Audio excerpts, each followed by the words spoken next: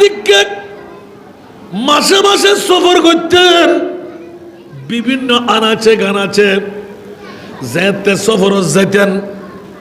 অসংখ্য ভক্তল মুরিদল মুহিবল ওয়ারে বাইরেতেন, বড় করে হন্না সুবহান। আসল রাজের কথাটা ফাঁস করা হচ্ছে বন্ধুরা। আশরাফ জাহাঙ্গীর সিমনানি রহমতুল্লাহ আলাইহি যখন খানাকা থেকে বের হলেন, শত শত মুরিদার মুহিবরা পায়ে দলে হাঁটতে লাগলেন। কিছু কিছু সাওয়ার আছে, কিছু কিছু সাওয়ার নাই। ভাগ বটোয়ারা করে উঠতে লাগলেন, নামতে লাগলেন। কারো পায়ে ব্যথা হলে সওয়ারের উপর চড়তেন, সওয়ারিটা দিয়ে দিতেন বন্ধুর জন্য। জোরে বলুন সুবহান। যেতে যেতে যেতে যেতে এমন এক মকামে চলে গেলেন, 3 দিন পর্যন্ত আহার নাই, 3 দিন পর্যন্ত এক ঘট পানি নাই।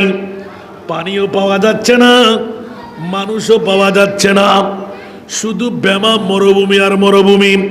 ওই মুহূর্তের মধ্যে মুরিদান ভক্ত মুহিবরা পিছের থেকে ডাক দিয়ে দিলেন, এ আমার পীরে মুকাম্মেল, ও আমার পীর সাহেব বাবা, পানি নাই, আহার নাই, না জানি কোথায় চলে যাচ্ছি আমরা।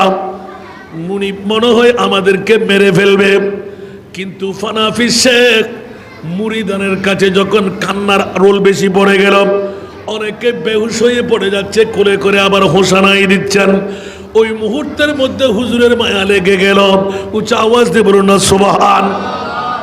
আশরাফ জাহাঙ্গীর সিমনানি রহমতুল্লাহ আলাইহি হঠাৎ করে এলান দিয়ে দিলেন, তোমরা যারা যুদ্ধের ময়দানের মতন প্রস্তুতি নিয়ে আমার সাথে সফর করতে লাগলে, তোমাদের কোমরবন্ধের মধ্যে কারো কাছে শিকল আছে কিনা?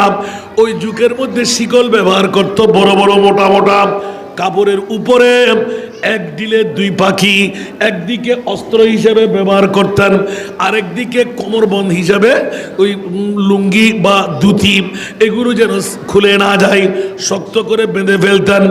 হঠাৎ করে টান দিয়ে শিকল খুলে লম্বা মোটা দেখে দৌড় দিয়ে নিয়ে আসলেন। উঁচা আওয়াজ দিয়ে বলুন না সুবহান।